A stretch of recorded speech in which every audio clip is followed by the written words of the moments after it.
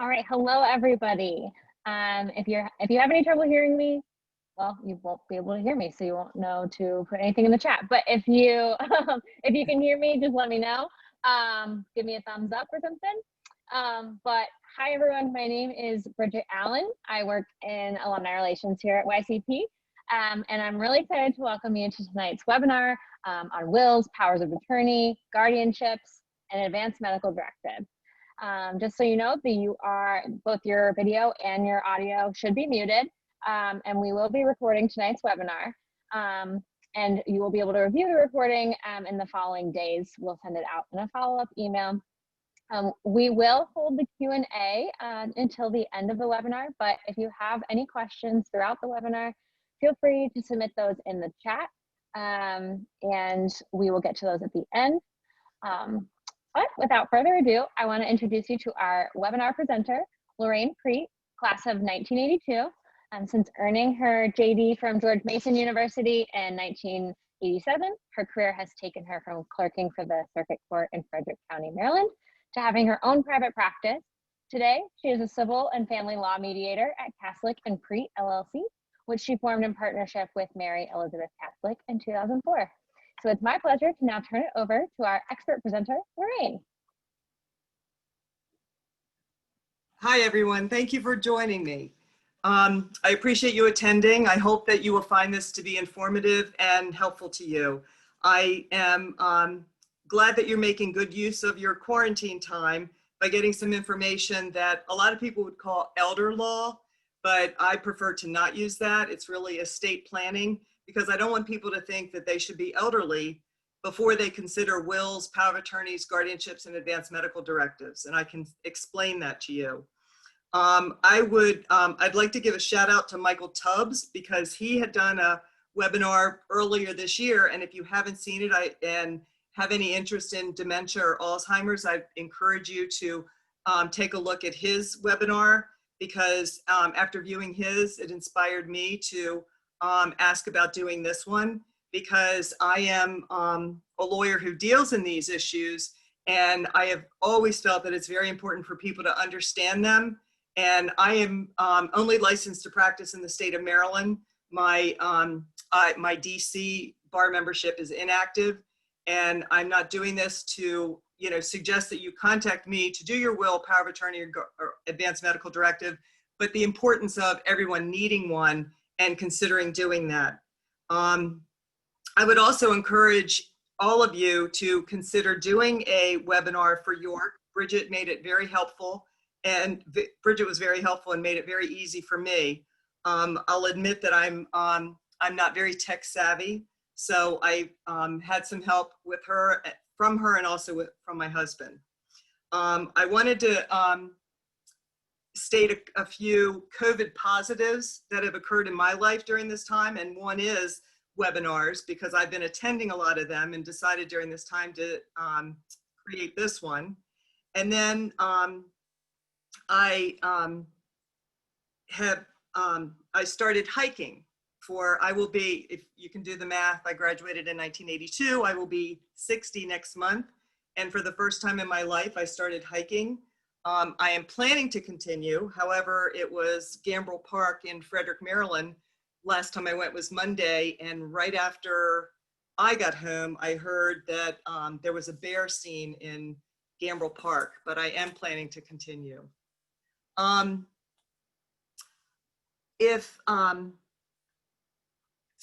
had a question before. Oh, if we can go to the About Me. Okay, Bridget told you about me. It's listed there on the PowerPoint, but the last one that wasn't there, that she didn't mention, was that I make a great carrot cake, and I do want to explain that. My husband is my tech savvy guy, and he did my PowerPoint presentation, and he added that because I appreciate the compliment. He feels that way. And I suggested he take it down, and he said, no, I think it's funny, you should leave it. And I don't know how to take it down. But then it occurred to me that my carrot cake actually came from my attending York College, because I had a roommate who is on this webinar tonight, Dixie. She and I used to jog to one of the farmers markets in downtown York and get a carrot cake that had pineapple and coconut and raisins. And I liked it so much that through the years I've created that. So it was my little connection to York. And so I decided it was okay to leave it. If you can go to the next. So what is a will? A will is called a will or a testament, and it's a legal document that expresses a person who is known as the testator wishes as to how their property, their estate, is to be distributed after their death, and as to which person the executor, in Maryland we call it a personal representative, other states call it executor, it's the same thing. So which person will be managing the property until its final distribution. There are two kinds of wills. The third one that's listed here, holographic, can be a simple or a trust will. But generally there is a simple will, which just means that there is no trust attached to it. And a trust will has a trust. A lot of people, when they come to see me, think that a trust will is necessary or important. And I would ask that you speak to a lawyer about that, because that's not necessarily true. If you're trying to avoid federal estate taxes, when I first started, I graduated from law school in '87. I clerked for a year. And so in 1988, I started working as a lawyer and doing wills. And at that time, and for many years prior to that, to avoid federal estate taxes, your estate had to be less than $600,000. Well, since 1988 until today, it has increased to over $11 million. So in order to avoid, now you might have your state estate taxes that may be necessary to pay, but as far as federal taxes, unless the estate, and I can say in 33 years, I haven't had this situation, if the estate is more than $11 million, then you would have to be concerned about federal taxes to be paid on that. And I wanted to explain this too, for the $11 million, it doesn't start at $11,001. It's once you have to pay federal estate tax, it's on the entire amount. A holographic will is a handwritten will written by the testator. In the state of Maryland, and I went to law school in Virginia, but it's been a long time since I've been there. But I do believe the general rule is there has to be two witnesses signing the will, and they should be two people that are not related and to the testator, and no possibility of that person receiving from the will. In Maryland, a spouse could contest a will if they are not receiving anything from the will. We have a statutory 1/3, and if there are children, and if there are no children, it's half of the estate. So if someone does prepares a will and does not include their spouse, it is possible that the spouse could contest that. If it's important to have an attorney prepare the will, because the attorney could assist you. If Bridget, if you want to move on. Because the lawyers know the laws of your individual state, and they know what is appropriate and what is not when writing a will. For instance, life insurance and retirement fund issues. Life insurance is not something that actually goes through a will or goes through an estate, and it's the same with retirement funds. So it's very important when you're estate planning that your life insurance and your retirement fund have beneficiaries, and you've named the beneficiary that you want to receive those assets, because they are not going to go through the will, they are not going to go through probate, and they're not going to be part of the estate. And they would also know what you could have as a bequest. Lawyers know the benefits of a trust or not a trust, and they can explain the value of a life estate. A life estate is when you allow someone, for instance, let's say there's husband and wife, and husband passes and they want the children to have the home, but the wife is still living and living in the home. A life estate would give her that home until her death, and then that would pass on to the children. The lawyers can explain the marital share, which is what I was addressing earlier. That is in Maryland, the 1/3 or 1/2, and it may be something different in your state. Lawyers can discuss when a party has been married more than once.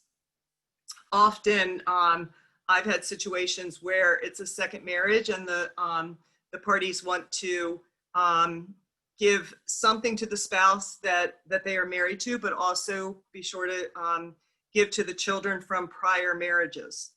So that is something that a lawyer could assist you with. The oh, and something that I forgot to mention about the estate taxes that are increasing. Currently, it's 11.58 million, and that is per person, not per couple.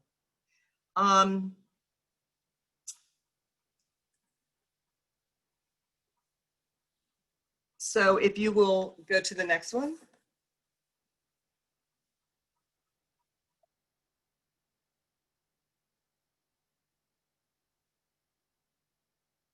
Bridget, do you have the next slide?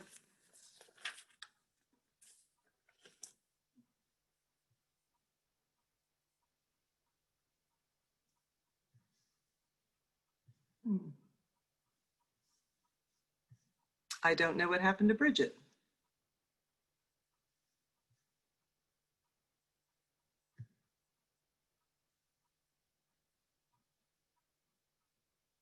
I'm not sure if I can change the slide.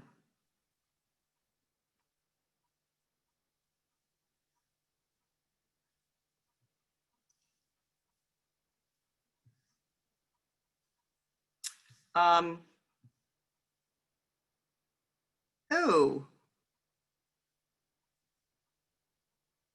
So what do we have?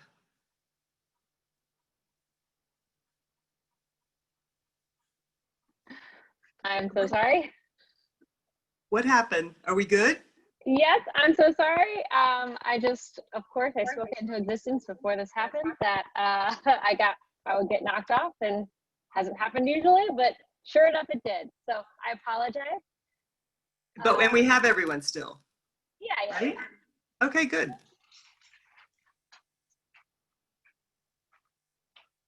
All right, so if you could go to the next, the next screen. All right, great. Okay. What is an executor or a personal representative? This is the person selected by you in a will to manage your estate and disperse your assets.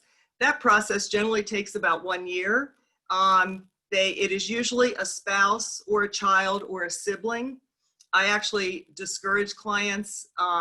Some people use a bank, and that's at I would consider a fairly significant cost, and I don't think that's necessary. If the person chosen by you needs assistance, they can always have a lawyer or an accountant assist them in their role as executor or personal representative. But I think it makes sense that it's a family member or a friend to be the executor or personal representative. But that's dealing with the, in Maryland, we call it the Orphans Court. I think it's a terrible name. It's antiquated and it's still there. It might change one day, but in my 33 years, it's still considered the Orphans Court. And throughout Maryland, it is. So you can go to that one. So a power of attorney. This is, to me, probably the most important reason why I wanted to have this webinar, because a power of attorney is a fairly simple document and it's so important to have. And people shouldn't wait to do that. I've had many people ask me, you know, how old should I be before I have a will? And anyone over the age of 18 can prepare a will or have a will. And my suggestion is, if you are alive and over 18, you should have a will, a power of attorney, and an advanced medical directive. you should, in dealing with estate planning, have all three. A legal document, a power of attorney is a legal document giving someone the authority to handle your affairs while you are alive. The document there's two ways that the document becomes active. It becomes active as soon as you have signed it, or it does not become activated unless you have a mental disability. So I view the power of attorney like an insurance policy, and it's certainly my hope that my clients who have them never need one. But if it's there, it's depending on the circumstances due to a mental disability, it's there for them to use.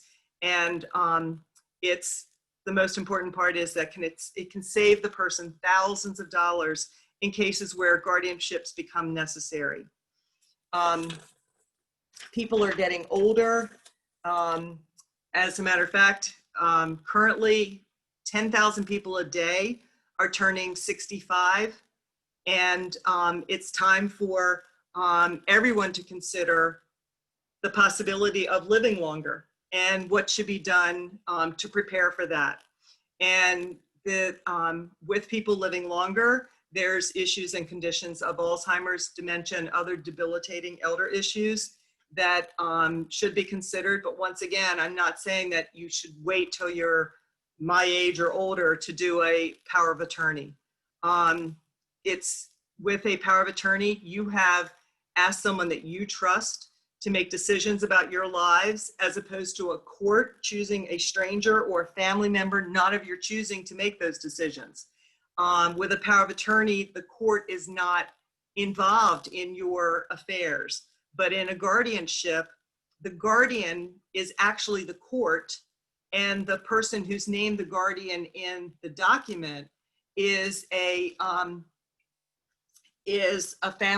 usually a family member or a dear friend of yours that makes sure that the day-to-day issues are dealt with.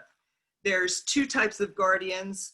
Often I would say the guardian of the person and guardian of property are both requested by the court, but there are times when the only need is guardian of the person or guardian of property. The process, the expense of a guardianship is, oh, I'm sorry, hold on. Can we back up a minute to why do I need a power of attorney? Thank you.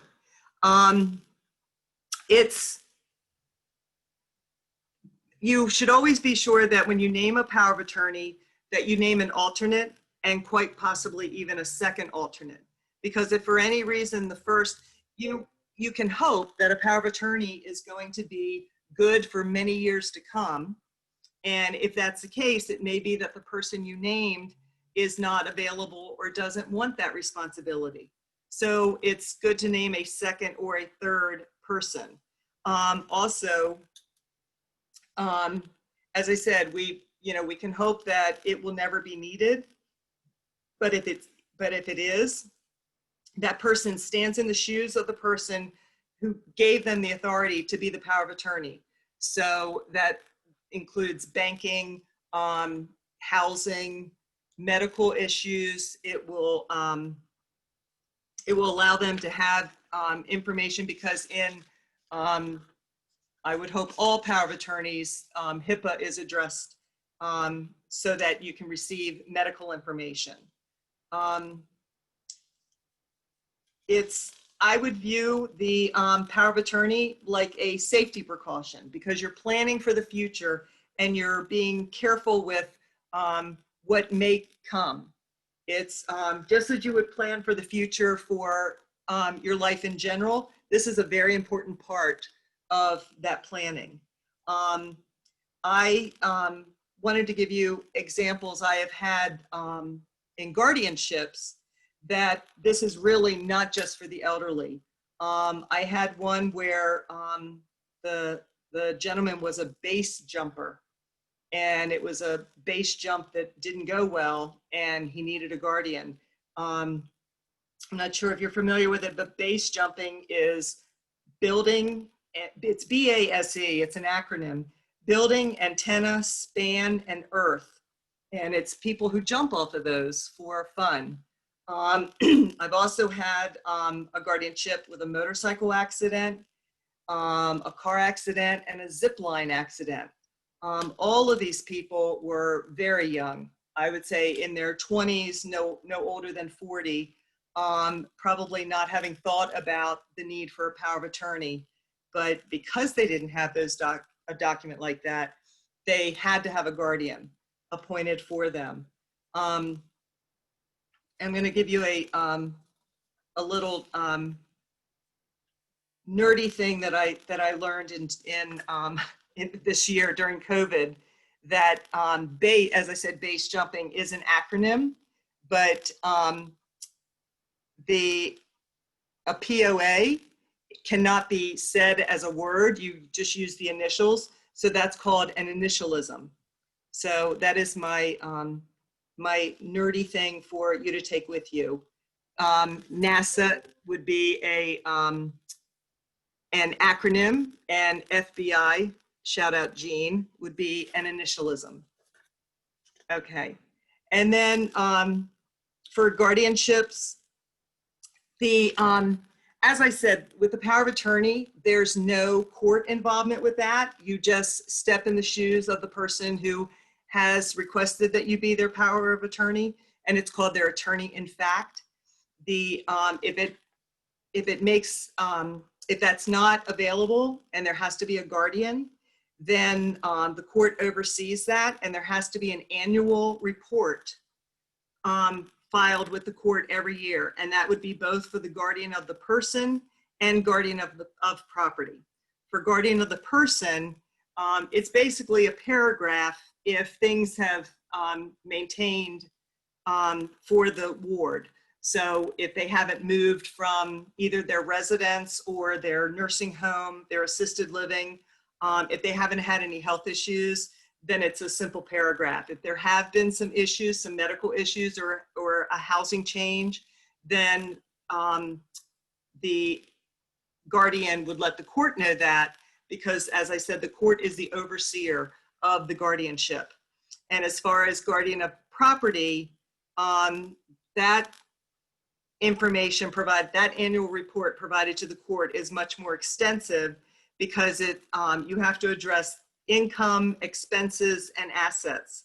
And you must save all statements and receipts and show the court what the ward had at the start of the year and what they had at the end of the year. And when I say the year, that would be the reporting time. It could be a calendar year. It may be from July to July. And every year you'll have to provide that to the court. And with a guardianship, the petitioner generally has an attorney. The alleged disabled person must have an attorney, and any interested person who may want to contest the guardianship will most likely have their own attorney. And this is what I was referring to when it can get very expensive. Where I've seen that generally is in second marriages. So a wife who has been maybe taking care of a spouse for many years, and he didn't bother to get a power of attorney, and then she has to apply for that with the court. And children from a first marriage of the father may step in and feel that they would be better suited as the guardian for the father. Then you're having a hearing. Again, I'm speaking just for Maryland, but in Maryland, that could actually be a jury trial, because the alleged disabled person is entitled to a jury trial. And ideally, what I would like to see is that a guardianship could be avoided and someone have a power of attorney. One of the differences between a power of attorney and a guardianship is that a power of attorney can be revoked. So if the ward decides they no longer want it, and maybe there is actually a need for someone to assist, then you may be left with no choice but to request a guardianship. The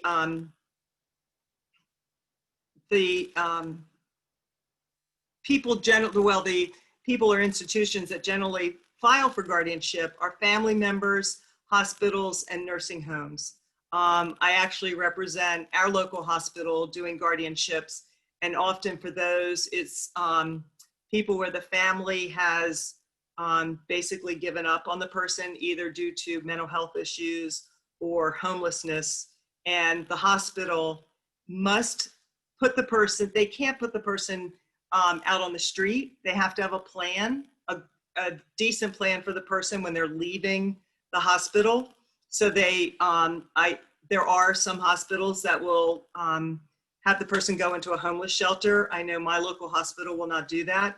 So we have a guardianship hearing, and if there are no family members that will step forward, then if they are under age 65, the Department of Social Services becomes the guardian of the person. And if they are over 65, the Division of Aging becomes the guardian of the person. As for guardian of the property, so the paying of bills, that is usually a local attorney that either the court or I have begged and pleaded for them to take on often a pro bono matter to help care for some of the wards that need that assistance.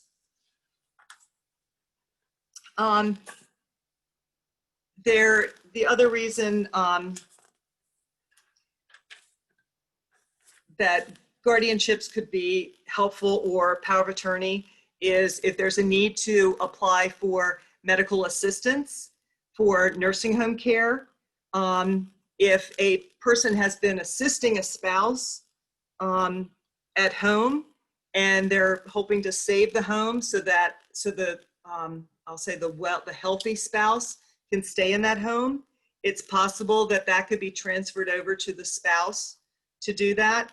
And then you can save the home, and the home will not be included in the $2,500 in assets. That is all that's allowed when someone is applying for medical assistance for a nursing home. If the ward continues to own the home, then the state could force the sale of the home to use that money towards the care of the ward. And the next slide. Okay.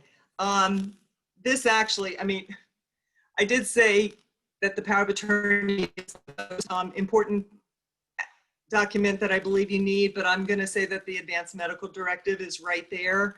I think that it is very important that advanced medical directives are determined by by each individual so that your requests are known to your family. And they used to be called living wills. I found in my practice that got very confusing for elderly people. But advanced medical directive is exactly what it is. You are deciding in advance how you want your care to occur. Hospitals are always asking patients if they have the document when they get there. It's really best to make those decisions when in advance, and when you're not rushed or you're not ill. You're making those decisions with a clear head. And it, excuse me, an advanced medical directive in Maryland, and my guess is that they're similar in other places.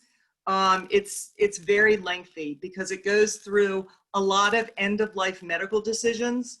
And I had a family situation many years ago that my cousin was dying, and her 83-year-old mother had to make decisions for her as to organ donation, or whether they were going to put her on a ventilator, or whether they were going to use life-sustaining devices to keep her alive. And knowing my cousin, if the advanced medical directive was available to her back then, I'm sure that she would have made those decisions. And I really believe that that would have helped her mother in feeling a little more comfortable as her daughter is dying suddenly, to know that those decisions are not being made by her mother, but being made by her daughter, and she's just supporting that for her daughter. In Maryland, the Advanced Medical Directive also deal with organ donation. And I found a flaw, I'm sorry, that is HIPAA is HIPAA. It's not similar to HIPPO, but it's important that the Advanced Medical Directive have HIPAA issues so that the person who you have named can have access to medical information. And also we have where if you make a decision and you decide then in the Advanced Medical Directive, if you want to give flexibility to the person that you've given this, this opportunity to help care for you. And you can say, no, I want them to strictly abide by the decisions that I made here, or no, there could be advancements in science and I'm willing to give them some decision-making that is beyond the document. There's also the possibility of different decisions for if a woman is pregnant. And then the pain management issues, I have yet to find someone who says, don't give me pain medicine if it is going to shorten my life. I am all about easing the pain for people for the end of life. There are 3 stages. It's an end stage condition, a vegetative state, or a life-threatening illness. You are making a decision in each one of these, I'll call them categories, because you don't know what could be happening at the end of your life. I would say the vast majority of people decide the same, and that is whether they want nutrition and hydration, because at that point it would not be food and water, it would generally be by IV, whether they want it, whether they don't want it, or whether they want the medical staff to do everything possible to keep them alive. Those are the 3 options in the end stage condition, the vegetative state, or the life-threatening illness. And you would decide in each one which you would prefer to have. I would open it up for questions.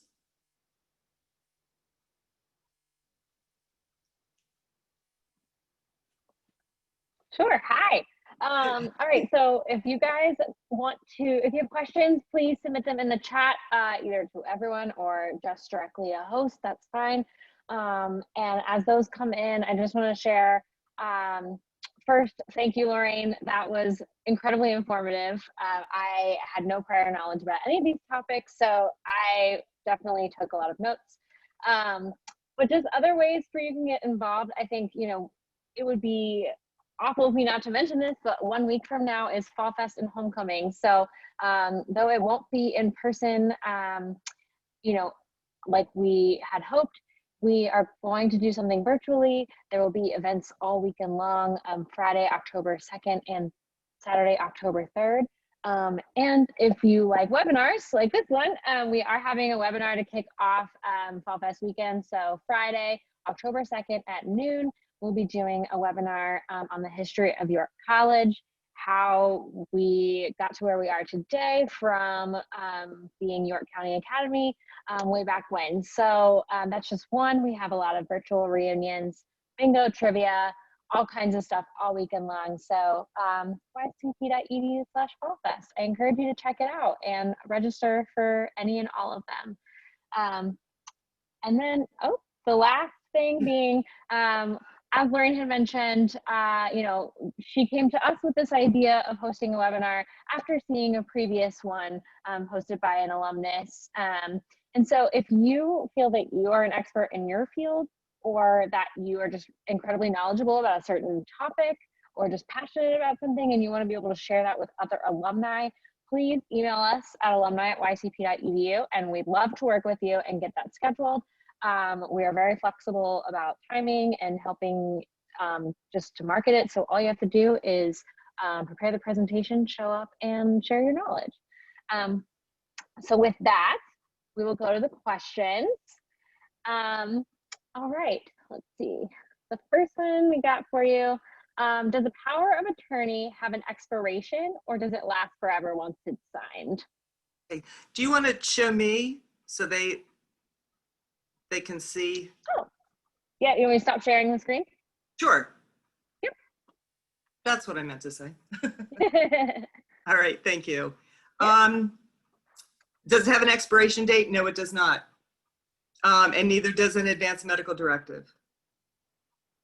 I've had some that are 20, 30 years old that go into effect at the time.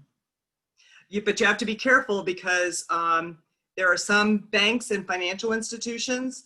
For instance, Maryland has specific things that they're looking for in a financial power of attorney that the bank or financial institution may not accept it. So although it doesn't expire, the bank or financial institution may not honor it. So it may be good to, if it's old, to consider talking to a lawyer to have it updated. Another question, have you heard of 5 wishes in addition to wills? Yes, and I actually use that. I like that. What is that? For people who may not know, like myself. What? Oh, I wish I'd brought it with me. Oh, that's okay. I'm putting you on the spot. We can ask the person who asked, because if they know. Oh yeah, if Kathy, if you would like to share, I can maybe unmute you. Oh. Oh, here we go. Okay. Maybe we'll come back to that. I'll try to find. Oh, okay. Somebody said they can help. All right. Go ahead. Hi, my name is Dixie. I'm a good friend of Lorraine's. I went to York for 1 year before going to nursing school, and I'm now a geriatric nurse care manager, so I work with end-of-life planning a lot. And 5 Wishes was conceived by a priest named John Toohey, who's also an attorney out of Florida, and he created a document that's a living will. It's actually a legal document in many states, but it's a tool that's used to state 5 different wishes. The first 2 are around more medical technology and procedures that could be done. And then the wishes go on to become more subjective, like things like, who would you like to be with you when you're dying? Would you like to be massaged? What kind of music would you like? And it becomes more specific to the person. So it's a really good tool and conversation piece for people to explain what they want at end of life. And there's also other tools like the Stanford Letter Project. There's another one called Ever Plans. And there's many documents that go into full detail so people can document what they wish to have. Thank you, Dixie. Yeah, thank you. Okay, so then how do you recommend people find a good lawyer to help with establishing the power of attorney and advanced medical directives? One of the things you can do is look at Martindale-Hubbell. That's 2 words. Martindale is 1 word, and Hubbell, Hubbell, and that is the lawyer directory for the United States. And the best rating you can get is an A. It's just like grading. It's ABC, and the V is for ethical. So you definitely want an AV rated elder law attorney or BV rated. Sometimes they're just not old enough to get to the AV rating. I just wanted to share the message from Mariah. She's on our Young Alumni Council. I thought it was a nice message. She just wanted to say thank you. She's a 3rd-year law student in Maryland, taking trust in estates right now, and said it was a great review. So. Oh, way to go. Best of luck. Hope you can actually sit for the bar as opposed to what's going on this year. Fair. So would you recommend the free documents that are available online? The tough question for a lawyer. Yeah, right. I would just be careful. I think it's good to have a lawyer look them over. So someone has 2 children, ages 19 and 16, and they were wondering at what age could they legally have the oldest responsible for the youngest child in case of both parental deaths? And the oldest was 19? Yes. Yes, you can absolutely do that at 19. And it's just based on maturity level. If they're comfortable with that, then absolutely. It's over 18. Perfect. How do the state-specific rules apply to scenarios where assets are in multiple states? It's the will would be written where the person resides, the testator resides. So that's, and it may be actually having to file the will in the other states where the real estate or whatever is located. Another question. I have heard that if you write a will and mail it to yourself, it can be used in a court of law. Is that true? I would think that's a myth. It's because a holographic will, you don't have to mail it to yourself. If you can write your own will, you can handwrite it out. But the only way that a court would not honor that in Maryland is if it did not have two witnesses.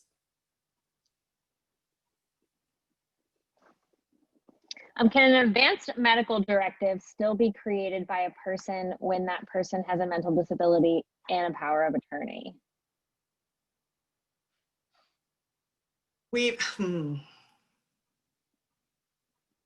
I will say this, if the power of attorney could do it for the person because they're standing in their shoes, it's just like a guardian could do it, but the guardian would have to have court approval to do it.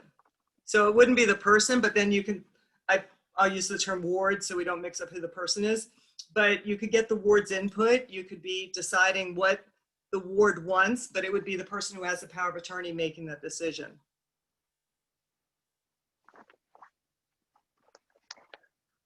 Can you use a Maryland attorney if you live in DC? I would, well, if they're licensed to practice in DC, yes. Mm-hmm. Are you required to file the will with the court in Maryland? No, and you know what? Thank you, because I should have stated that. I always ask people where they want their will. If they want it with the Register of Wills, then I think every county is different. Our county charges $5.